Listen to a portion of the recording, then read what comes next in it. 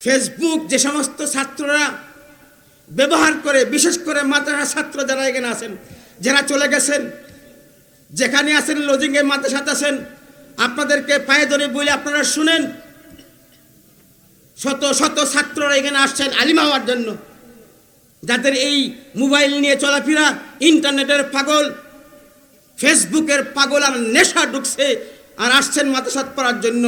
প্রকৃতপক্ষে প্রকৃত আলেম, হকিকি আলেম, নূরে নবুয়তের আলিম হইতে পারবেন না। এই জন্য মোবাইল বৈজ্ঞানিকদের, দার্শনিকদের দৃষ্টিতে মোবাইল, ইন্টারনেট, ফেসবুক এগুলো হইল ঈমান বিদ্বেষী একটা অস্ত্র। ঈমান বিদ্বেষী একটা অস্ত্র। বৈজ্ঞানিক দার্শনিকরা বলছেন 1 নম্বর ক্ষতি।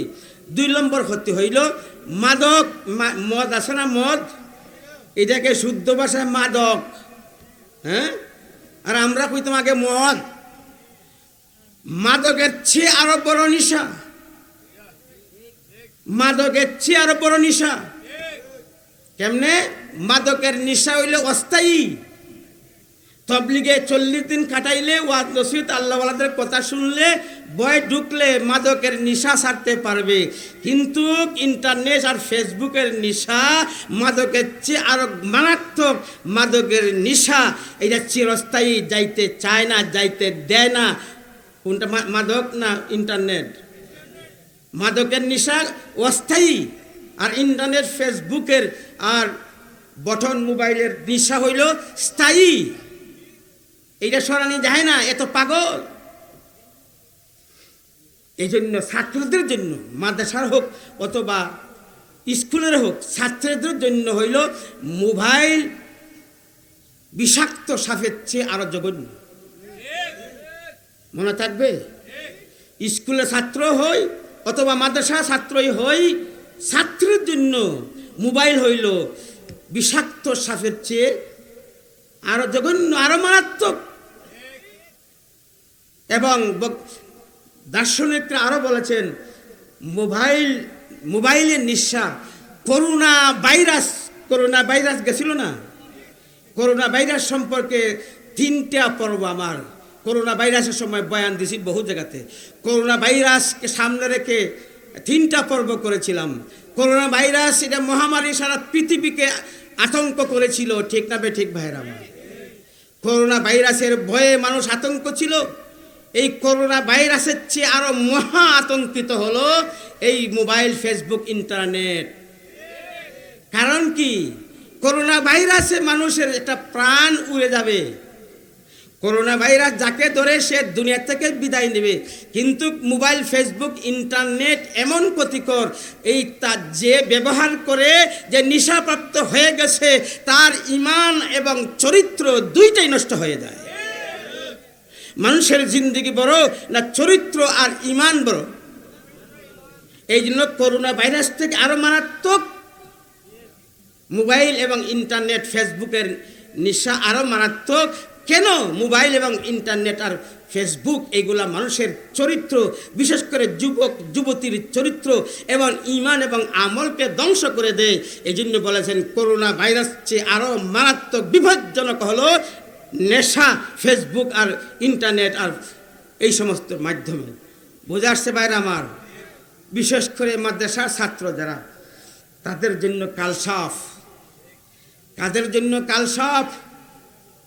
মোবাইল, ফেসবুক যে সমস্ত ছাত্ররা ব্যবহার করে, বিশেষ করে মাদ্রাসা ছাত্র যারা এখানে আছেন, যারা চলে গেছেন, যেখানে আছেন লজিংয়ে মাদ্রাসাতে আছেন, আপনাদেরকে পায়ে ধরে বলে আপনারা শুনেন, শত শত ছাত্ররা এখানে আসছেন আলিম হওয়ার জন্য, যাদের এই মোবাইল নিয়ে চলাফেরা, ইন্টারনেটের পাগল, ফেসবুকের পাগল আর নেশা ঢুকছে, আর আসছেন মাদ্রাসাত পড়ার জন্য।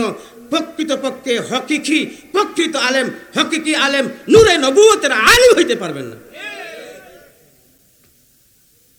যদিও আলেম হন, প্রকৃত আলেম মোবাইল ছাড়া ফেসবুক ছাড়া যারা লেখাপড়া করে প্রকৃত আলেম হয়েছে, আর মোবাইলের নেশা নিয়ে যারা লেখাপড়া করছে, এক জায়গায় দাঁড়াইলে তারও পাগড়ি আছে, হকিকি আলিমের পাগড়ি আছে, আর যে নাকি মোবাইলের নেশা আছে তারও পাঞ্জাবি আছে, তারও রুমাল আছে, তারও সেলোয়ার আছে, আর হকিকি আলিমের এই সুন্নতি লেবাস আছে।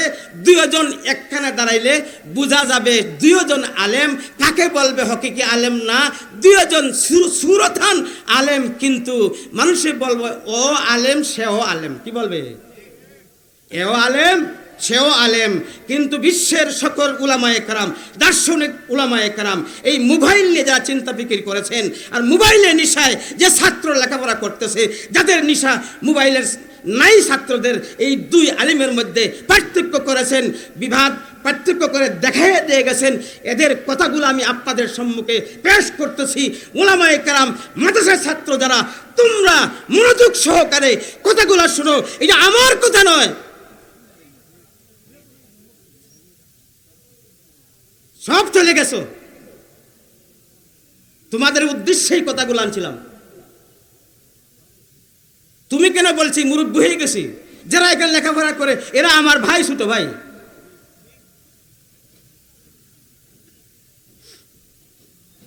এই জন্য ভাইরা আমার বলছেন এও আলেম সেও আলেম।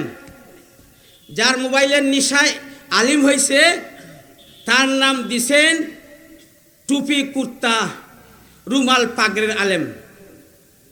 মোবাইলের নেশায় প্রকৃত ইলম হাসিল হবে না। তাকে বলা হয় যে টুপিদারি জুব্বা আব্বার আলেম।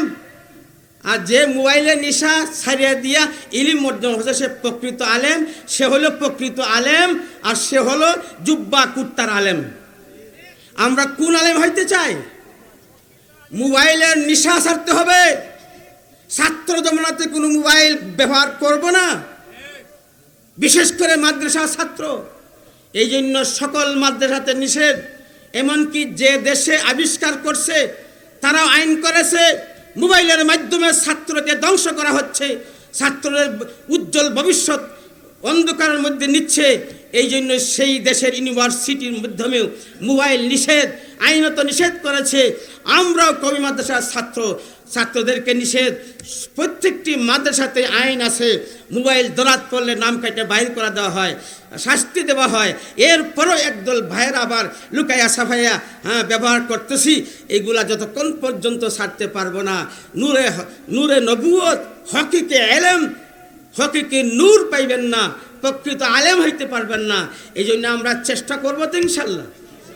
মাদ্রাসা ছাত্র ভাইরা আপনারা হাত তোলা দেন তো দেখি। মাশাআল্লাহ, আল্লাহ তুমি হাতগুলো কবুল করো। তাদেরকে মোবাইলের নেশার থেকে দূরে রাখো। আচ্ছা, তাদের কেরামের কথা মতো চলার তৌফিক দান করো।